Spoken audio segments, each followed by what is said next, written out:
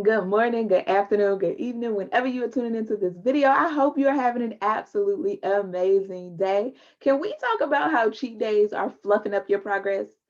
I'm not just talking about how it's causing you to gain weight. I'm talking about how it is keeping you from having that long term success that you want to have with your healthier eating habits. I see a lot of women on my timeline, a lot of women come to me, and cheat days are just a part of their journey. They feel like cheat days are just the thing that I need to do for me to be able to eat healthier long term. And I want to tell you, you absolutely do not need cheat days. And I want to talk to you about why you probably shouldn't have cheat days to begin with. Okay.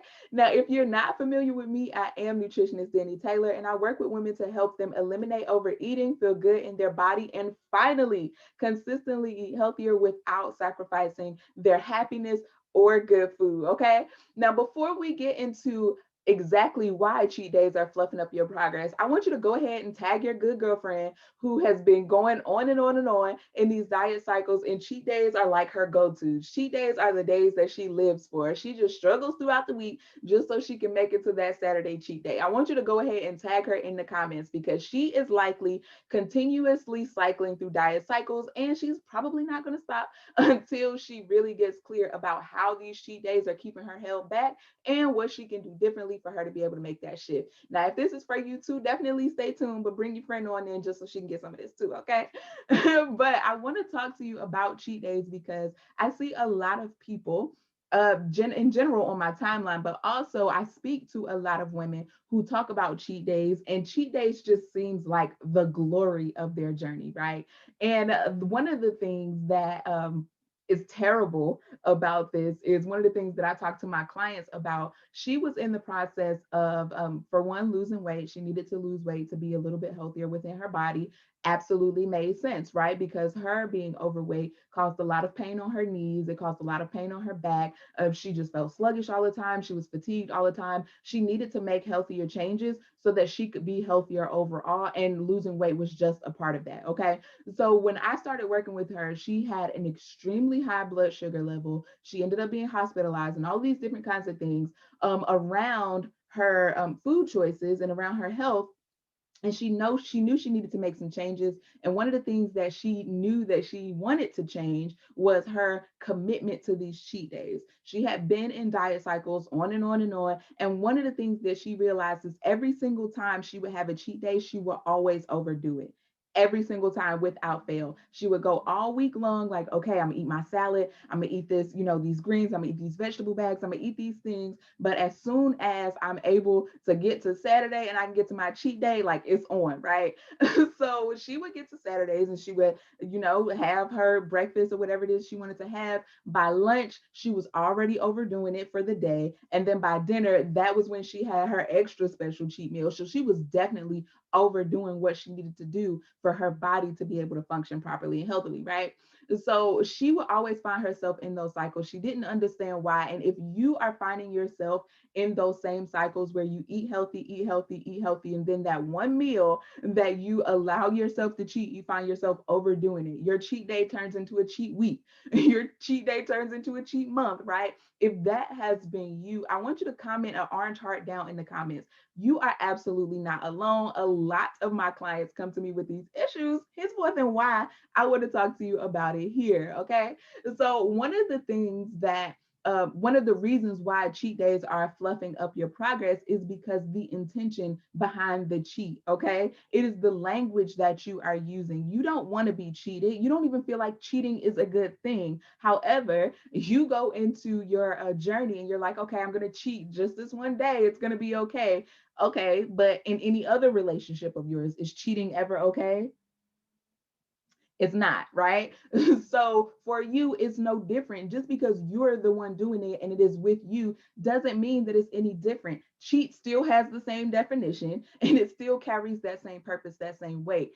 It is not something that is going to support you in your overall journey because it feels like for you to have that one piece of a balanced meal, that's what I call them, but for you to have that one piece of thing that you don't necessarily eat all the time, for you, it feels like something that you should not be doing. And so when you have those rules, it leads to a rebellion because you don't have that relationship with your body. Like, okay, I want to have these things, right? And instead of you working with your body for your body to support you and being able to have those things in a way that felt good and supported your goals, you're like, yeah, whatever, not listening to my body. I'm gonna just go eat what I want to eat, right? That is the cheat. And that is the intention behind it. And that intention and going into it with that language is one of the things that is absolutely not supporting you in your progress. You don't want to be cheated. Okay. You don't even want to feel like you are cheating. However, that is what you're doing in those moments. And that intention and that language going into it is something that's going to set you back, because you absolutely are okay to have balance when it is that you want to have it. But the way that you do it in a way that allows you to consistently eat healthier is by you having that relationship with your body and communicating with your body and having that understanding of when is it okay for me to have these things and when is it not. That requires you to be present, and that requires you to check in and actually foster that relationship where you don't have to feel like you're cheating. You feel like, I want to have these things and my body is on board with me having these things. Okay. That is a part of you having that relationship that's good, right? You don't want to be in a relationship with other people where they're out doing things that's cheating in your relationship with them. And then on the back end, you're just like, oh, okay, I'm just gonna move on. Nothing happened, right? That's not how it's gonna work. It's not gonna work that way in your relationship with other people. It's not gonna work that way in your relationship with you. So if you are going into it with the intention of I'm cheating, I highly recommend you stop doing that, because it is probably keeping you stuck.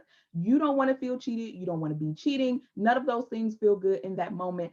And also, when you get into those moments of, I'm cheating and I'm going to have this one thing, that restriction, that thing you've been doing all week is pulling you back like an arrow, right?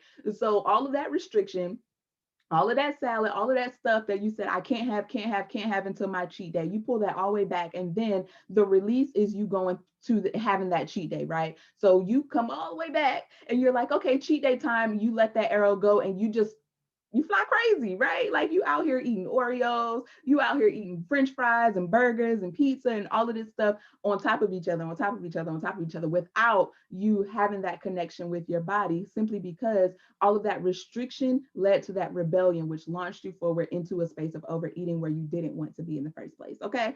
So that's one of the reasons why the intention, the language behind cheating is just something that's not supporting you overall, right? And then, of course, that restriction is not supporting you either. Now, another reason why cheat days are fluffing up your progress is because it is prolonging the readaptation of your palate. Okay.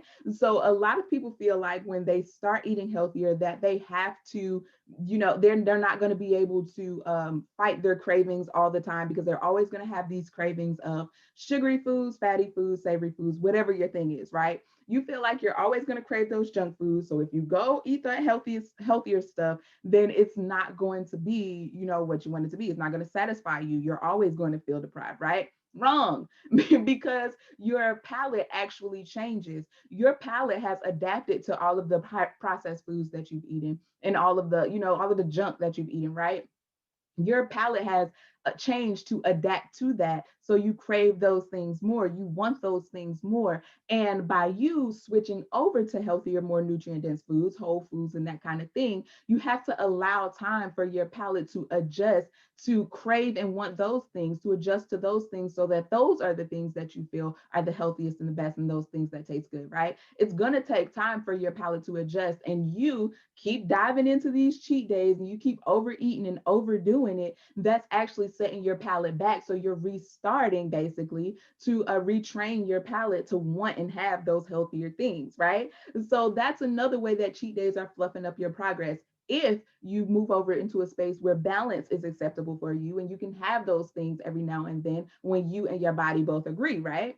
You can have those things every now and then you allow your body to help you allow your palate to be retrained in a way that is going to support you in eating those healthier foods long term, right? So if you're somebody who started to eat healthier and you're like, oh, this food tastes nasty, it's so bland, that's because your palate has adjusted to those highly processed foods, right? So you have to allow that time for your palate to readjust, which in those initial stages, you probably want to add in some more seasoning, just because, it doesn't taste the best. It tastes a little bit bland when you first start. Those nutrient dense foods start tasting a little bit like grass, grass, right?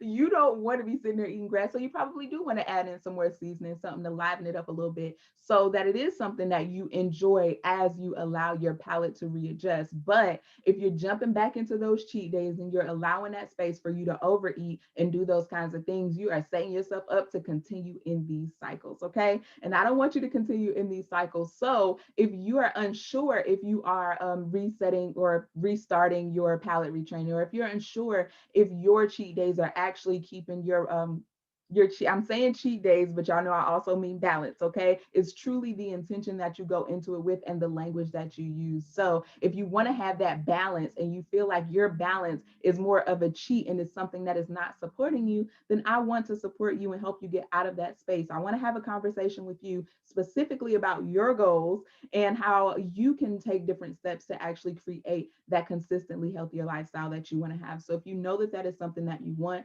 you're tired of being in these phases where you feel like your cravings are running your life and you can't seem to get on the right track simply because it always feels like you're in a space of overeating or being unsure and you're just not clear. I want to help you, okay?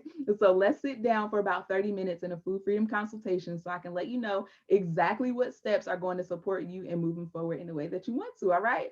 And for you to get your session, you can click the link above or below this video in the comments. That link is bit.ly/.